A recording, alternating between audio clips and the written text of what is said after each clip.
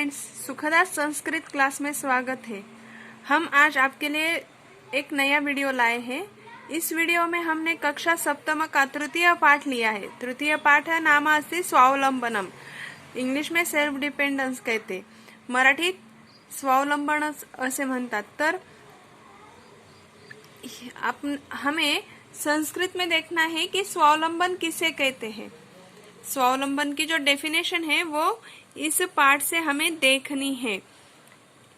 देखिए, स्वावलंबन मीन्स क्या होता है? खुद के काम खुद करना। हाँ, खुद के काम खुद ही करना। जैसे आप होमवर्क खुद के खुद करते हो, स्कूल आते हो, उसी तरह आपको आपके काम भी खुद के खुद करने। किस तरह से करने हैं, किसकी हेल्प लेनी है, देखिए इस पाठ से हमें पता चलेगा। इस पाठ में दो फ्रेंड्स है, कृष्णमूर्ति और श्रीकंठ, और उनकी जो फैमिली है उसके ऊपर डिपेंड ये पाठ है। और उसमें से हमें ये देखना है कि इसमें किस तरह से स्वावलंबन का महत्व बताया है। प्रस्तुत पाठ संख्यावाचित तद और एतत् शब्दों का प्रयोग से संबंधित है। यह जो पाठ है तद और एतत् शब्दों में से संबंधित हुआ है। देखिए, पाठ को शुरुआत करते हैं हम। कृष्णमूर्ति ही श्रीकंठश्च मित्रे आसीत्। मैंने आपको पहले ही बताया कि कृष्णमूर्ति और श्रीकंठ जो है वो बहुत अच्छे मित्र है। श्रीकंठ से पिता समृद्ध आसीत्। श्रीकंठ के पिता कैसे थे? बहुत अच्छे थे, समृद्ध थे। घर में उनकी श्रीमंती थी, वो बहुत धनिक थे। श्रीमंत भी कहेंगे, धनिक भी कह सकते हो आप। अतः तस्य भवने सर्वाधिकानि सुख साधनानि आसत्। इस कारण, अतः का अर्थ है इस कारण, उनके घर में, उनके किनके? श्रीकंठ के घर में सुख और सुख की सब साधने थी। तस्मिन् विशाले भवने चत्वारिंशत् स्तंभा आसन। देखिए यहाँ पे खाम दिए हैं, ये कितनी थे? चत्वारिंशत् मतलब 40 ऐसे खाम थे। हमारे बुक में, पिक्चर में दिखाए हैं। उनके घर में, उनका घर बहुत बड़ा था और उस घर में 40 खाम थे। तस्य अष्टादशे प्रकोष्ठेषु कमरे थे। अब देखिए, विशाल भवन कहाँ है? तो बहुत बड़े कमरे भी आएंगे। अष्टादश 18 कमरे थे। 50 गवाक्षा का अर्थ है खिड़कियां। कितनी थी? 50 मतलब 50। चतुश्चत्वारिंशत् द्वाराणि। दरवाजे कितने थे? 44 थे। 44 दरवाजे थे। षट्त्रिंशत् विद्युत व्यंजनानि च आसन। अब इतने सारे कमरे हैं, तो फिर विद्युत जो है, व्यंजनानि मतलब पंखे जो है, कितने होंगे? षट्त्रिंशत् मतलब 36 थे। तत्र 10 सेवकाः निरंतरम कार्यं कुर्वन्ति स्म। उनके यहाँ 10 नौकर निरंतर सदैव काम के लिए थे। परम कृष्णमूर्तः माता पिता च निर्धनो कृषक दाम्पती। कैसे थे? किंतु कृष्णमूर्ति के माता पिता कैसे थे? निर्धन थे और किसान पति पत्नी थे, दंपति थे। तस्य वासगृहम् आडंबर विहीनम साधारणम च आसीत्। आडंबर विहीनम दिखावा नहीं था। उसके घर में, उसके किसके? कृष्णमूर्ति के घर में कुछ भी दिखावा या झगमगाहट जैसा नहीं था, सामान्य था। देखिए सेकेंड पैराग्राफ। एकदा श्रीकंठः तेन सह प्रातः 9 तस्य गृहम् अगच्छत्। एक दिन श्रीकंठ उसके साथ, तेन सह उसके साथ, किसके साथ? कृष्णमूर्ति के साथ सुबह 9 बजे आया। कृष्णमूर्ति के घर आया। तस्य गृहम् उसके घर आया। तत्र कृष्णमूर्ति ही तस्य माता पिता च स्वशक्त्या श्रीकंठस्य आतिथ्यम् अकुर्वन्। देखिए वहां पर तत्र तद एतत् शब्द देखिए यहाँ पे आया है। तत्र वहां पर कृष्णमूर्ति का स्वागत तस्य उसके मतलब श्री कृष्णमूर्ति के घर, तस्य माता पिता च उसके माता पिता ने स्वशक्त्या अपनी शक्ति से श्रीकंठ का आदर आतिथ्य किया। तस्म गृहे को अपि कर्म करा नस्ति। पहले ऊपर के फर्स्ट पैराग्राफ में आया है कि श्रीकंठ का कृष्णमूर्ति का घर कैसा है, सर्वसाधारण है, तो इसलिए उसके घर में कोई भी नौकर नहीं था। एतद् दृष्ट्वा श्रीकंठ अकथयत, यह देखकर श्रीकंठ कहने लगा, मित्र अहम भवताम आतिथ्येन संतुष्टो अस्मि, मैं तुम्हारे आदर आतिथ्य से क्या हुआ, प्रसन्न हुआ। केवलम एतद् एव तथम माम दुखयति यत तव गृहे को अपि भृत्यः का अर्थ है नौकर नास्ति। केवल इस बात का दुख है कि तुम्हारे घर में कोई भी नौकर नहीं है। मम सत्काराय भवताम बहु कष्टम जातः, मेरे आदर आतिथ्य करने के लिए आप लोगों को बहुत कष्ट उठाने पड़े हैं। मम गृहे तो बहवः कर्मकराः सन्ति, मेरे घर में तो बहुत सारे नौकर हैं। तदा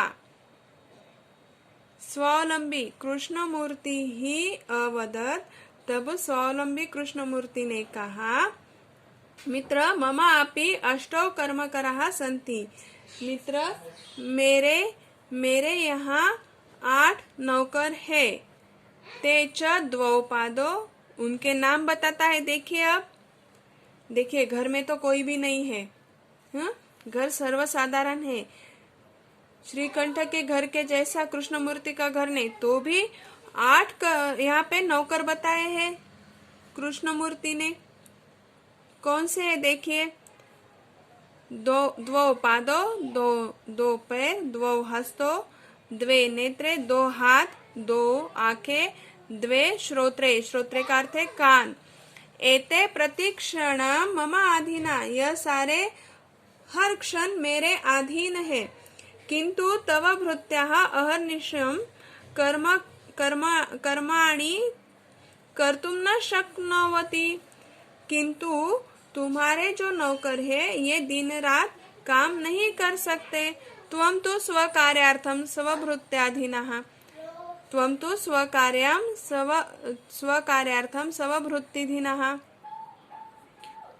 तुम तो अपने कार्य के लिए नौकरों के अधीन हो। यदा यदा ते अनुपस्थिता तदा तदा त्वं कष्टम अनुभवसि, जब देखो, यदा यदा जब तुम कष्ट का अनुभव करते हो, तब जब वे गैर हाजिर होते हैं तब तुम कष्ट का अनुभव करते हो। स्वावलंबने तु सर्वदा सुखम एव न कदापि कष्टम भवति। देखिए क्या कहता है, कृष्णमूर्ति कहता है कि स्वावलंबन में, अपने कार्य करने में सदैव सुख होता है, ना कि कष्ट होते हैं। अहम मासे मासे ऋतो च स्वदिनचर्याम अनुकूलम, मतलब मैं क्या करता हूँ कि मेरा महीने और ऋतुओं का जो दिनचर्या है मैं करता हूँ। देखिए आगे का पैराग्राफ। एतत् श्रुत्वा श्रीकंठ अकथयत्, मित्र अहम तु न जानामि के मासा भवन्ति के च ऋतवः। यह एतत् शब्द देखिए संख्यावाची, यह सब सुनकर श्रीकंठ कहता है कि मित्र मैं तो जानता ही नहीं हूँ कि कौन से महीने होते हैं और कौन से ऋतु होते हैं।